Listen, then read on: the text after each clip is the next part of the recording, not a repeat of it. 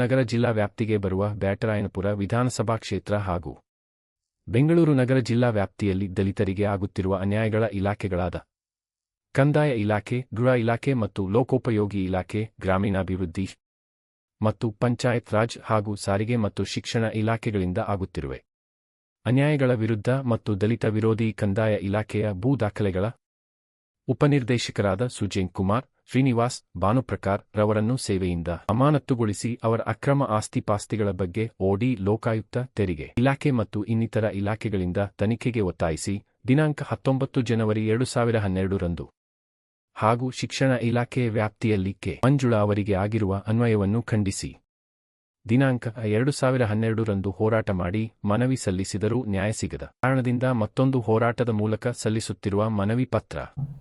ಮಾಧ್ಯಮ ಮಿತ್ರರೇ, ಇವತ್ತು ನಾವು ಹಿಂದೆ ಇರ್ತಕ್ಕಂಥ ಬ್ಯಾನರ್ಗಳು ಏನಿದೆಯೋ ಅದು ಬಂದ್ಬಿಟ್ಟು ಕಿಶೋರ್ ಕುಮಾರ್ ಅಂತ ಒಬ್ಬ ಕ್ರಿಶ್ಚಿಯನ್ ಸ್ಕೂಲ್ನ ಒಬ್ಬ ವ್ಯವಸ್ಥಾಪಕರಾಗಿರ್ತಾರೆ.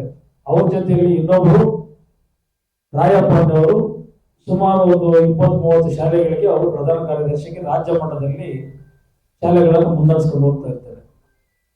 ಬ್ಯಾಟರಾಯನಪುರ ವಿಧಾನಸಭಾ ಕ್ಷೇತ್ರಕ್ಕೆ ಬರುವಂತ ಒಂದು ಸೆಂಟ್ ಜೇಮ್ಸ್ ಅಂತ ಒಂದು ಶಾಲೆ ಇದೆ. ಆ ಶಾಲೆಯಲ್ಲಿ ಮಂಜುಳಾ ಎಂಬುವರು 14 ವರ್ಷಗಳಿಂದ ಸತತವಾಗಿ ಒಂದೇ ಸ್ಕೂಲಲ್ಲಿ ಮಕ್ಕಳಿಗೆ ಬೋಧನೆ ಮಾಡ್ಕೊಂಡು ಬರ್ತಾ ಇರ್ತಾರೆ. ಅವರನ್ನ ಏಕಾಏಕಿ ಈ ತಿಂಗಳು ಜೂನ್ನಿಂದ ಅವ್ರನ್ನ ಬೇರೆ ಕಡೆ ವರ್ಗಾವಣೆ ಮಾಡ್ತಾರೆ.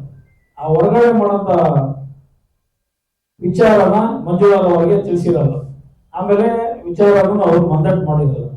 ಏಕಾಏಕಿ ಇವರು ಒಂದು ಕ್ಲಸ್ಟರ್ ಮಾಡ್ಕೊಂಡು ಇಡೀ ಒಂದೇ ಕುಟುಂಬದವರು ಆ ಶಾಲೆಯಲ್ಲಿ ಸುಮಾರು 40-50 ವರ್ಷಗಳಿಂದ ನಡೆಸ್ಕೊಂಡು ಹೋಗ್ತಾರೆ. ಅದು ನನ್ನ ಗಮನ ಬಂದಿಲ್ಲ.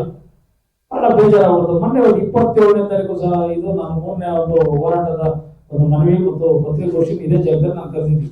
ಆಗ 26ನೇ ತಾರೀಕು ಅಲ್ಲಿ ಲೋಕಲ್ ಇದ್ದಂತ ನಮ್ಮ ಸ್ನೇಹಿತರು ನನಗೆ ಫೋನ್ ಮಾಡಿ ಮುಂದಾದ್ರು ಏನ್ ರೀತಿಯ ಹೋರಾಟ ಮಾಡ್ತಾ ಇದ್ದೀರ ಅಂತ ಏನ್ ವಿಚಾರ ಅಂತ ಹೇಳಿ. ಸರ್ ಈಗ ನಾನು ಹೇಳಿದ ವಿಚಾರಗಳು ಹೇಳಿದೆ. ಮಂಜುಳಾದವರಲ್ಲಿ ಟೀಚರ್ ಕೆಲಸ ಮಾಡ್ತಾ ಇದ್ರು.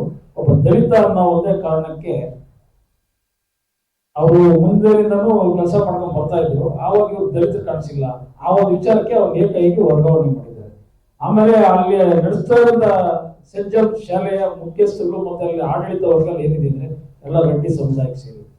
ಆವತ್ತು ನನಗೆ 26ನೇ ತಾರೀಕು ನನಗೆ ಗೊತ್ತಾಯ್ತು. 26 ತಿಂಗಳು 7ನೇ ತಾರೀಕು 7ನೇ ತಿಂಗಳು 26ನೇ ಇಸ್ವಿಯಲ್ಲಿ ನನ್ಗೆ ಗೊತ್ತಾಯ್ತು.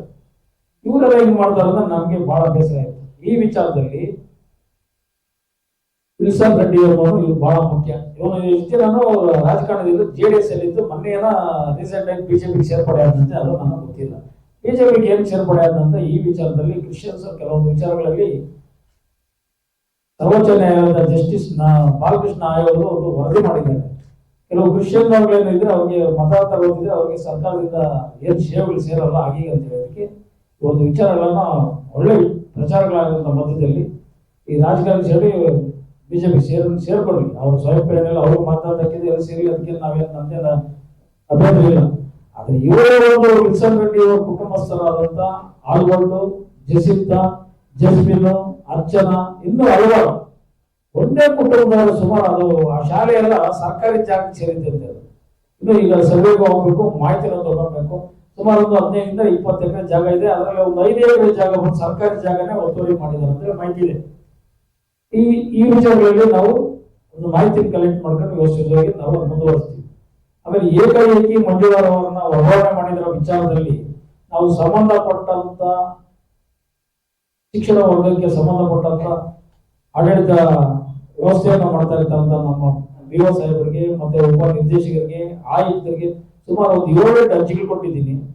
ಸರ್ ಇವ್ರು ಕಾನೂನು ಬಾಹಿರವಾಗಿ ಇದು ಮಾಡಿದ್ದಾರೆ. ಆಮೇಲೆ ಅವ್ರಿಗೆಲ್ಲ ನೀವು ಹೇಗೆ ಲೈಸೆನ್ಸ್ ಕೊಟ್ಟು ಸ್ಕೂಲ್ ನಡೆಸಕ್ಕೆ ಇದು ಮಾಡ್ತೀರಿ, ಅಲ್ಲಿ ಕರ್ನಾಟಕದಲ್ಲಿ ನಾವು ಕನ್ನಡಕ್ಕೆ ಅರ್ಜಿ ಇಲ್ಲ ಅಂದ್ರೆ ನೀವು ಬೇರೆ ಬೇರೆಲ್ಲ ಯಾವ ರೀತಿ ನೀವು ನಡೆಸ್ತೀರಿ, ಇದನ್ನ ಇಮಿಡಿಯೇಟ್ಲಿ ನೀವು ಮಾಡೋ ರದ್ದು ಮಾಡಿ ಅಂತ ಹೇಳಿ 106 ಸರಿ ನಾನು ಹೇಳ್ಕೊಂಡು ಹೋಗ್ಲು ಮಾಡಿದ್ರು ಈ ನೀತಿಗೆಟ್ಟಂತ ಭ್ರಷ್ಟ ಶಿಕ್ಷಣ ಕ್ಷೇತ್ರ ಅಧಿಕಾರಿಗಳು, ಆಮೇಲೆ ಉಪ ನಿರ್ದೇಶಕರು, ಈ ಆಯುಕ್ತರು ಅವ್ರು ಕೊಡಂತ ಎಂಜಲ್ ಕಾಸು ಕಿಸ್ಕೊಂಡು ಅವ್ರನ್ನೇ ನೀವು ಮುಂದುವರ್ಸ್ಕೊಂಡು ಹೋಗ್ತಾ ಇದ್ದೀರ ಅಂದ್ರೆ ಇದು ಯಾವ ರೀತಿಯಲ್ಲಿ ಶಿಕ್ಷಣ ಇಲಾಖೆ ನೀವು ಮುಂದುವರ್ಸ್ಕೊಂಡು ಹೋಗ್ತಾ ಇದ್ದೀವಿ.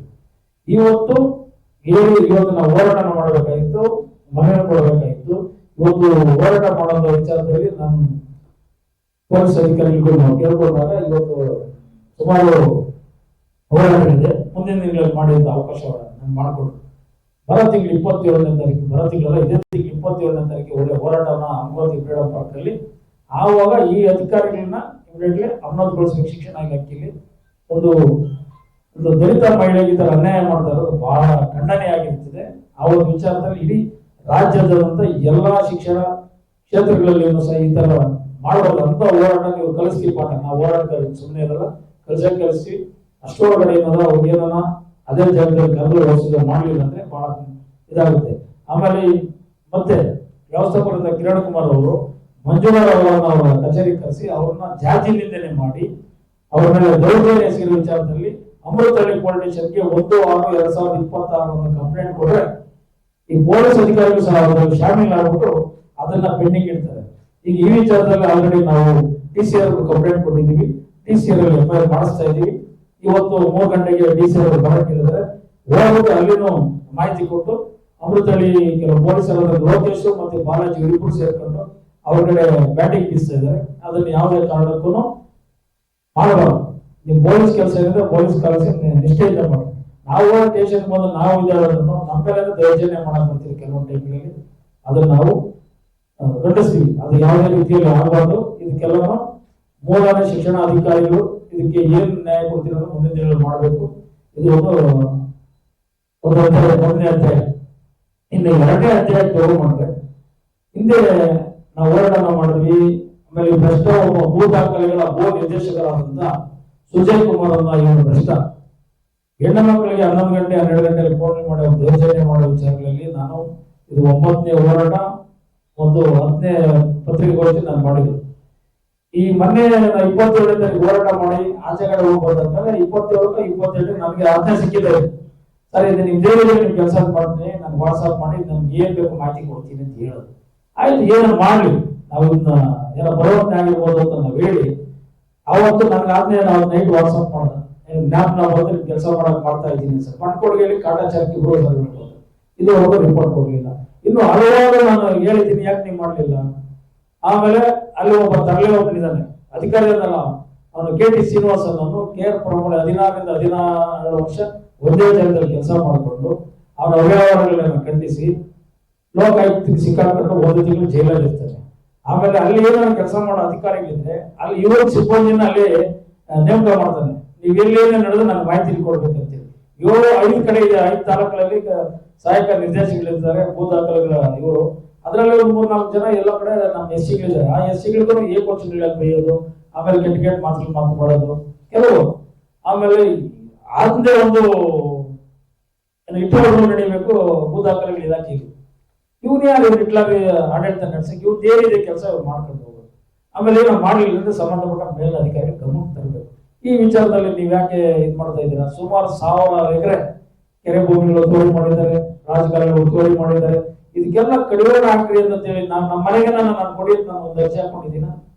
ಏನಾರ ಮಾಡ್ತಾ ಇದೀವ ಸಾರ್ವಜನಿಕ ಅನುಕೂಲ ಆಗಲಿ. ಇವತ್ತು ಮಳೆಗಳು ಬಂತು, ರೈತರೆಲ್ಲ ನೀರುಗಳಿಂದ ಒದ್ದಾಡ್ತಾರೆ, ದನ ಕರೆಗಳು ಕುಡಿಯಕ್ಕೆ ನೀರುಗಳಿಲ್ಲ.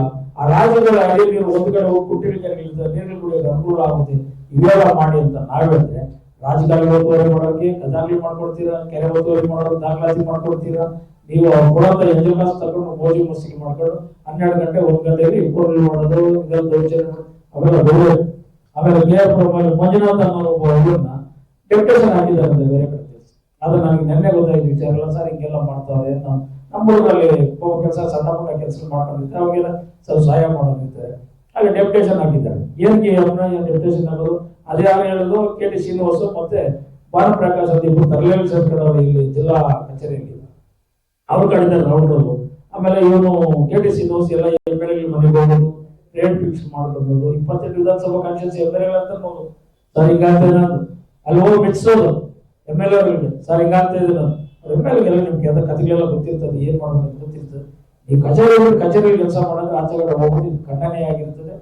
ದಯವಿಟ್ಟು ಈ ವಿಚಾರದಲ್ಲಿ ನಾನು ಸುಮಾರು ಬಾರಿ ಆಯುಕ್ತರಾದಂತಹ ವೆಂಕಟರಾಜ ಸಾಹೇಬರು ಮಾಹಿತಿ ಕೊಟ್ಟಿದ್ದೀನಿ. ಆಮೇಲೆ ನಮ್ಮ ಪ್ರಧಾನ ಕಾರ್ಯದರ್ಶಿಗಳಾದಂತಹ ರಾಜ್ಯದ ಕಟೇರಿ ಸಾಹೇಬರು ಮಾಹಿತಿ ಕೊಟ್ಟಿದ್ದೀನಿ, G. ಪರಮೇಶ್ ಸಾಹೇಬರು ಕೊಟ್ಟಿದ್ದೀನಿ, ಕೃಷ್ಣ ಬೈರೇಗೌಡರು ಕೊಟ್ಟಿದ್ದೀನಿ. ಇದು ಹಲವಾರು ಬಾರಿ ನಾನು ಮನವಿ ಕೊಟ್ಟರು ಸಹ ನೀವು ಇದನ್ನ ಕಾರ್ಯರೂಪ ತಂದಿರೋಸ್ಕರ ಈಗೇನೆ 24 ಗಂಟೆ ಒಳಗಡೆ ಈ ವಿಚಾರ ತಿಳ್ಕೊಂಡು ಮಾಹಿತಿ ಕಲೆಕ್ಟ್ ಮಾಡ್ಕೊಂಡು ಮಾನ್ಯ ನಮ್ಮ ಏನಿದಾರ ನಮ್ಮ ಕಂದಾಯ ಸಚಿವರಾದಂತ ಪರಮೇಶ್ವರ್ ಸಾಹೇಬರು ಇಮಿಡಿಯೇಟ್ಲಿ ರಾಜೇಂದ್ರ ಕಟೇರ್ ಅವರನ್ನ ವರ್ಗಾವಣೆ ಮಾಡಿ, ಆಮೇಲೆ ಆಯುಕ್ತರಾದಂತ ವೆಂಕಟರಾಜ್ ಅವರನ್ನ ವರ್ಗಾವಣೆ ಮಾಡಿ ಆ ಜಾಗದಲ್ಲಿ ಇದ್ದೇ ಇದ್ದಂತ ಮಂಜುನಾಥ್ ಅವರನ್ನ ಆಯುಕ್ತರಾಗಿ ಪುನಃ ಅದೇ ಜಾಗಕ್ಕೆ ತರಿಸಬೇಕು.